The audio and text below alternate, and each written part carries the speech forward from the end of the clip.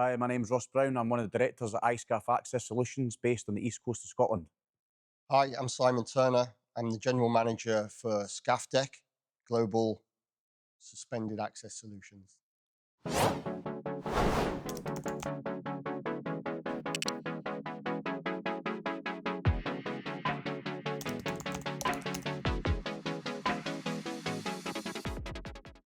So I would say I-SCAFFs are more leaning towards specialist access, suspended access, bridges, infrastructure, industrial settings and stuff like that.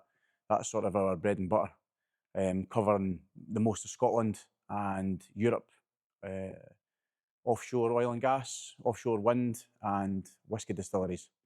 Whiskey distilleries. Whiskey Keep distilleries. those in there. How long have you been going for now? We were established in September 2016, so coming up for our 10th birthday. Okay, congratulations. Yeah. But in that 10 years, surely you didn't start out just immediately going into that kind of level of work, right? You need to build up to it. So what's the transition over that decade look like from where you started to where you are now? Transition was, well, I mean, like any business, when you're starting up, you would scaffold a Wendy house if you had the opportunity to do so. But me and Dave quickly found out that we weren't very good at it.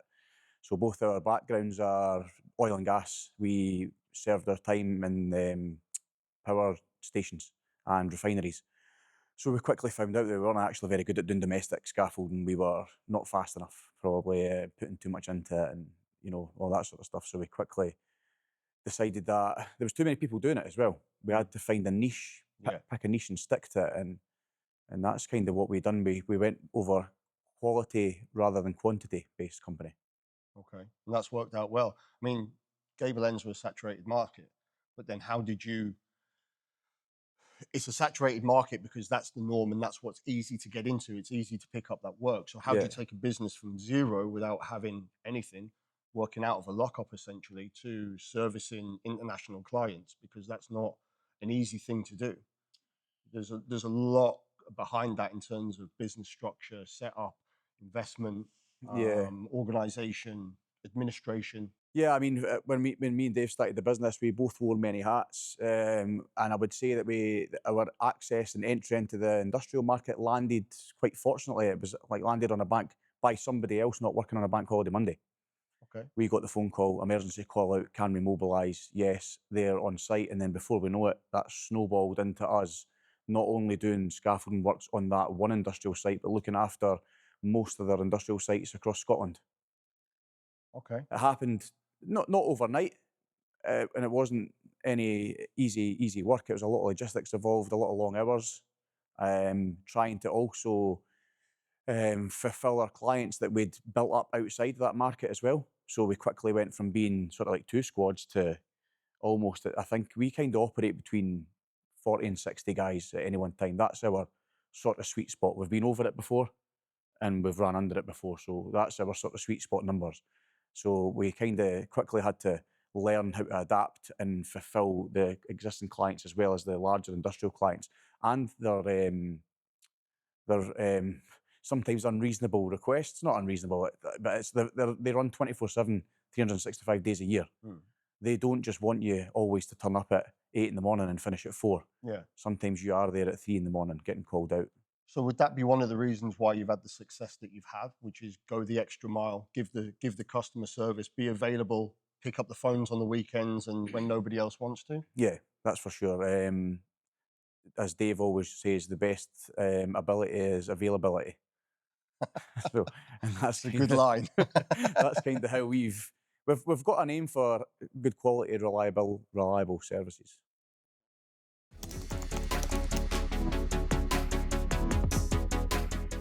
Well, first of all, the I in I-SCAFF stands for innovation. And secondly, international is probably why we've become friends and, like potentially colleagues as well. So anything that's innovative always piques me and Dave's attention. And when you would reached out to us and started sending me bits and bobs back about ScaffDeck, it kind of got our attention how Spamming you. And I was spamming you with ScaffDeck. spamming, and then the span that goes with the spam, because it's that's the thing. We've sold our market sort of USP as giving people innovative solutions, opening up work fronts, accessibility, and the SafeDeck system for us ticks those boxes with innovation crossed with the size of the workspace that it gives somebody uninterrupted.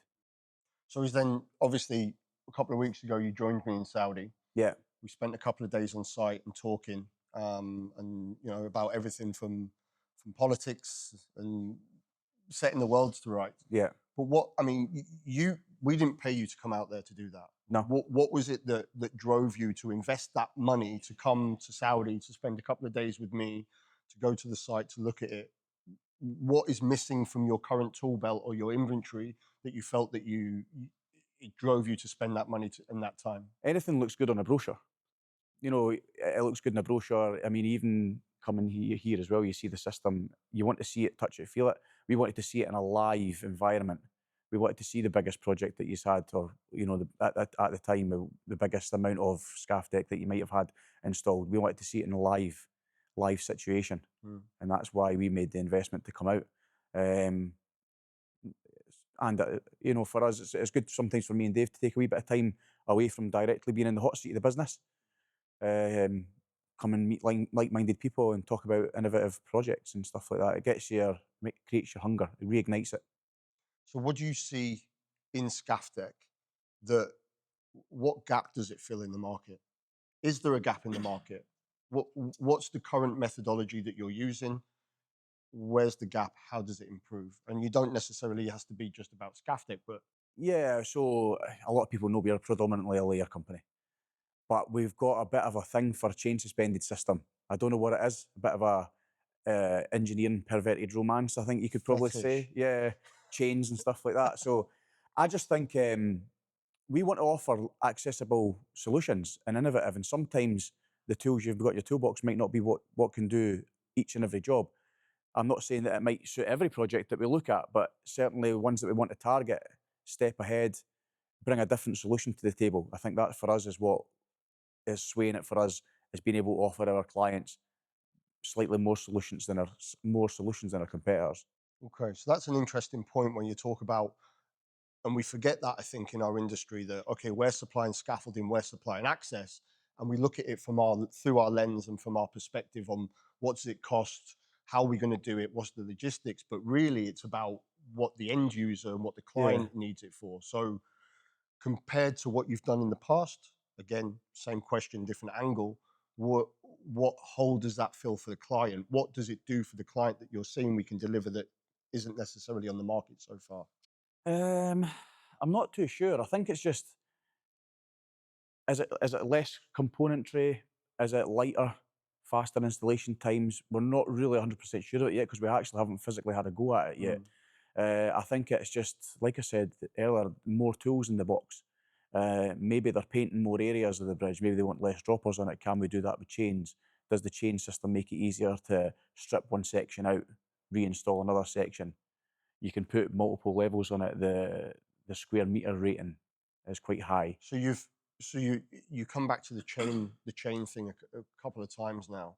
So previously, traditionally with tube and fitting, and current systems on the market use tube or use a layer ring lock, whatever brand it may Yeah. be, a ring lock standard. So you've got very little flexibility in how you're hanging that system. So you Yeah. like the idea of being able to put it in, and the adaptability and availability of anchor points where and you the can just put it componentry all as over. well. Because if you're using either a tube or system, you're still hanging it off of generally a traditional beam clamp. Yeah. Traditional beam clamps have only got an expected maximum load rating. Yeah. You could use a larger gauge chain Right. if you need bigger. So I'm looking at that. I'm like reducing the amount of check fittings on the job. Engineers will overcomplicate stuff. You'll end up having a dropper with They do 9 that. check fittings on it. And there's a lot of, can you say it, arse covering exercises when it comes to the engineering. Whereas I look at the simplicity of that and I'm thinking, up the gauge of the chain. There's loads of cool things that are simplified but grabbing my attention. So coming back to the inception of the business, it's about the innovation that comes with it, and Yeah. not even necessarily as it stands as a system now, but the adaptability that it offers you, that you can, be curious, or maybe the curious Flexible. isn't flexible, but also, again, I-SCAFF, innovative in the way that you're going to deploy that system. Yeah. I suppose horses for courses, you could say. Like we like to be able to look at things with a different. We've kind of ended up in this niche market where we have been known for taking on jobs that nobody else wants to touch, or It's not a tier bad place to be. tier one, tier two contractors will go to 3 or 4 people first, Yeah. and then come back round to us again. And it's not always can you do it cheaper, can you? It's just can you do it, Mm. and how do you think about doing it? Is there another way to approach this? Um, Everyone's back end is either money or program.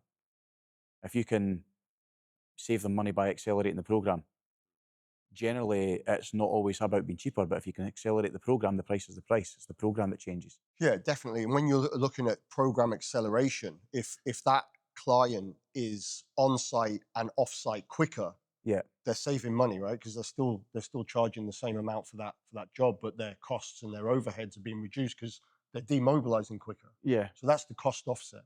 So you're maybe charging a little bit more, but actually they're saving a hell of a lot more. Hmm. Well, you know as well as me that the initial program end date never changes. No, It's no, you've just to work, just you've to compresses. accelerate. So if you can accelerate by the same manpower, if you're getting better outputs, that makes you more competitive. 100%.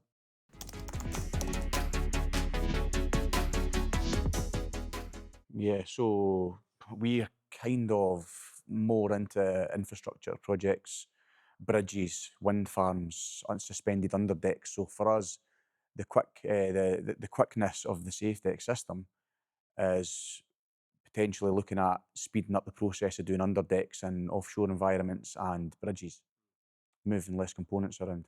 So, and I think this is an underrated area where ScaffDeck's going to come into its own. And if we look at aggressive programs like we were Mm, just talking about, when you're looking at stadiums, when you're looking at infrastructure, if you want to class yeah. airports, train stations, those kind of things, where you don't necessarily have the ability always to close down what's going on underneath. Hmm. Or traditionally, you would put in a bird cage. The scaff deck and the zero gap finish, right, which is one of the things that we're really proud of, that you can have this as a finished system. Yeah. There's no gaps in the boards, there's no perforations, there's no holes. It's still very, very safe access to work on, but also for the people underneath. So as a business where you've kind of been funneled into this industrial sector, Yeah. this is maybe an opportunity to broaden that out and look for different clients and different partners in more commercial work too. Stretch those legs a Yeah, little bit well, too. we've together. I'd done a bit of time in the Middle East as well, and because generally labour is cheaper, then there's an abundance of materials. You would end up with some massive bird cages, Mm. huge. But for us, obviously, like congestion of a workspace, or if it's a massive shopping centre, if you can come in on the night shift, build that on the deck, and hoist it up, you're not even having the guys working at height, or you're massively reducing the working height. So loads of these different things are what has drawn me into, or us into, collectively looking at the system with you. Yeah, I think there's, and obviously you can probably answer this better than me because you're in this market more than I am. But we have this idea and we stick to these ideas, and it took us a long time to move from as an industry in the UK to move from tube and fitting to ring lock systems, which obviously the benefit there is massive. And people are seeing that now, and it's becoming more predominant. And Yeah, dare I say that you guys were probably one of the first to really push that. And I think that moving away from that mentality of, well, this is always the way that we've done it, and looking at alternatives through innovation, um, given given the rates you need to tender jobs at, given that the clients are always pushing for every inch on the schedule, they want more and they want it cheaper. I see ScaffDeck as a real opportunity in different variant sectors, whether it's power, whether it's commercial, whether it's industrial, as an opportunity to fill that hole. And then companies like yourself that are quality driven, um, picking that up. Not everybody's operating in that space. So in the way before where you didn't want to tender against the Gable End gang and you moved into that industrial, that's now becoming a bit crowded, right? Again, there's another yeah. iteration. I wouldn't. Well, I would say it is crowded. The market has changed now, where instead of the sort of like the big five named companies that would do all of the industrial stuff and that, there are smaller businesses like us that are moving into the market. So it is about keeping one step ahead and just refinding that niche again. Whereas I think, excuse me, when we started, we were 100% layer system. We do use a bit of tube and fitting on some sites where it's needed. Well, we generally won't mix them. And then the niche, as the market's got more accessible, I would say it's got more accessible and the mindsets have shifted. We've maybe slightly lost the niche, so it's just about us looking for the next one. Yeah, hopefully you found it. That's your salesman pattern now.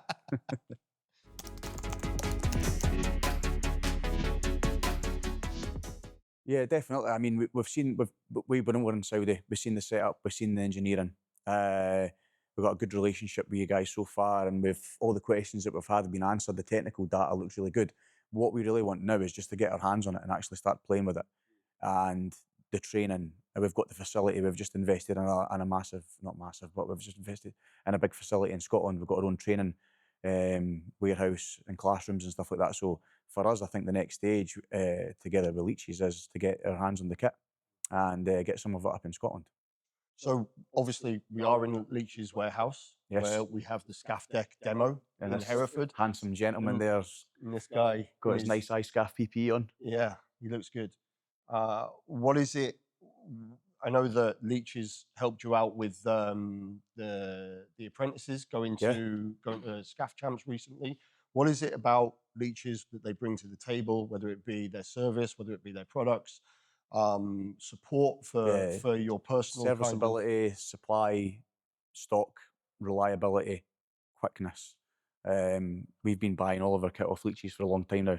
I was saying to Melvin earlier on when we were doing a little tour of the factory that many people phone, try and get us to shift away from them, but it's not worth saving a couple of pounds when you can't beat the service. So that's and the quality is good, the products are good, the stock's huge, and sometimes next day delivery on most of the products is unbeatable. Sometimes. Well, maybe not to Saudi or the UAE, but certainly up in Scotland, we're pretty fortunate with the next day delivery service. So yeah, exactly, and I think we echo that, or we mirror that sentiment, and that's why we wanted to bring the same products to the Middle East. The market there is very, very different.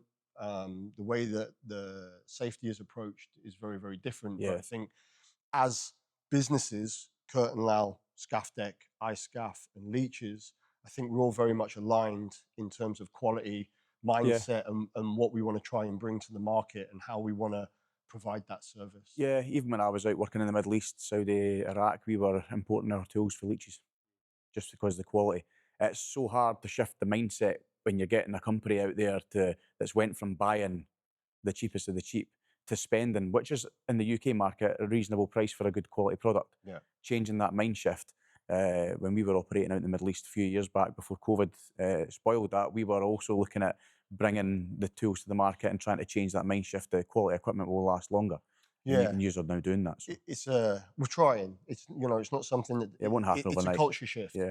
And it's an educational process. But when you have good partners and you have strong relationships and good products, I think it's just a matter of time, whether it be PPE or whether it be contract scaffolding or whether it be suspended access. It's delivering that message consistently, constantly, and then eventually people and when you make something easy to navigate and easy to like, you've got your online portal now, you log in, click buy, it's done. When you make stuff easy, accessible, people are going to use it. Yeah, right. Make convenience. People are lazy. Yeah, but convenience is everything now. For sure.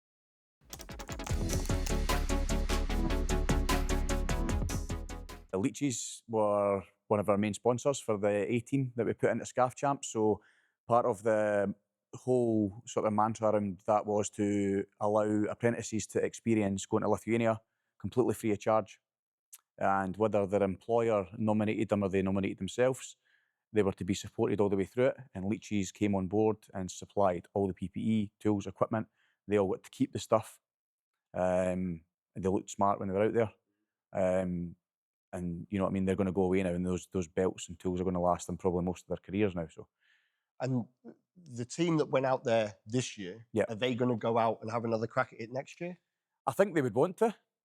But I think the whole if it does happen, I've just recovered from it. So our sort of process is to have a whole new set of apprentices do it every year. So we'll probably go back out to the market on LinkedIn or whatever it is and say, right, who wants to nominate themselves, whether it's self-nominated, company-nominated, and we take a whole new team. So every year it's a whole new team of apprentices the same age group, 16 to 20, getting a new experience.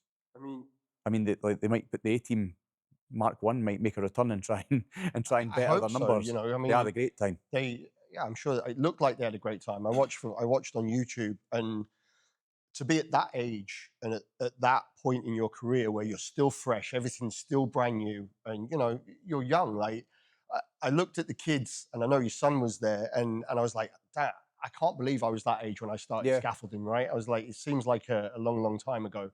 And they're just kids, but to go and compete in that arena with all these kind of guys that are very seasoned in what they do. I mean, if you look at the top 3 companies that won, Yeah. industrial driven, very organized, very structured, absolute leaders in what they do. That's a hugely daunting thing for that team. And maybe they didn't get the result that they wanted, but if they take a step back and look at what they achieved, they should be really well, they proud only of went out there with themselves. one goal, and it wasn't to come last. And then There that's you go. actually what happened. They came third last due to a time penalty, but they done well. And our whole thing was about working safely. Yeah. And it was slow and steady, working safely SG4 because throughout. SG4 throughout, and they did it. And it was commented on so many times about the safe working practices. I think even Victor, one of the founders, was put a comment on LinkedIn about the other day, and everybody came across to introduce themselves, and loads of people, the integration, and to watch these young people coming out their shell, from young Michael, who was, I think, just turned 17, the first, I think he's the youngest person in the UK to have his layer SSPTS on his scissors cap. He had, and it completely in his shell, to being right in amongst everybody and meeting all these different people. So they've actually realised now that scaffolding's bigger than just their postcode. Yeah, and I think that's an important message for our industry and beyond, right? Because we talk about the skills gap, we Yep. talk about the quality of guys coming through and how difficult Yeah. it is. And whoever I talk to in our industry, wherever it is, there's always that same reoccurring conversation about getting good guys on the tools that turn up every day, that are reliable, that are working safely, that are actually doing the work. And, you know, I watched a podcast with you some time ago, and you spoke about kids going to school and just seeing scaffolds around houses. But what you do, and you've been very proactive in going out to schools and showing them the wind farm stuff, the offshore stuff, and letting them know that there's a career beyond just putting up gable ends, and delivering that message to people that are thinking about our industry or even not thinking about our industry in this time I think it's really, really important. And we're not saying as well that the house stuff's not a good market to get into, but I think there's There's more to it. There's a lot of it, and there's a lot of little companies that are doing it, and the little companies might not be in the position to be taking on apprentices. Everyone looks at the bigger companies to be doing it. Yeah. I mean, there's some massive companies out there in the world that are turning over billions of pounds that probably should be doing more, and they don't, and it is frustrating. And I think a lot of the kids, they get so much dopamine now for social media that they want, like, Instant looking at somebody gratification. doing stuff around the house, it's probably not tickling that dopamine hit, but going to work on a helicopter. I mean, you know, you don't usually get into this game thinking about the bigger scope and what is actually going on with it. You only ever think about the gable ends because that's what's in front of you. But, you know, I think what you're doing is hugely important. I hope more people pick it up. I hope that the team that went there this year come back for another crack at it next year, along with another team. And I'm sure that Leachs will be there to support you throughout. I'm sure they will as well. There might even be because we've just committed them to an apprenticeship. There might even be an apprentice championships where it's, I don't know. It could just go further, but the support was tremendous. Yeah. Well, congratulations, and congratulations to Thanks very much. the apprentices team. Yeah, they cracked it. They did do well.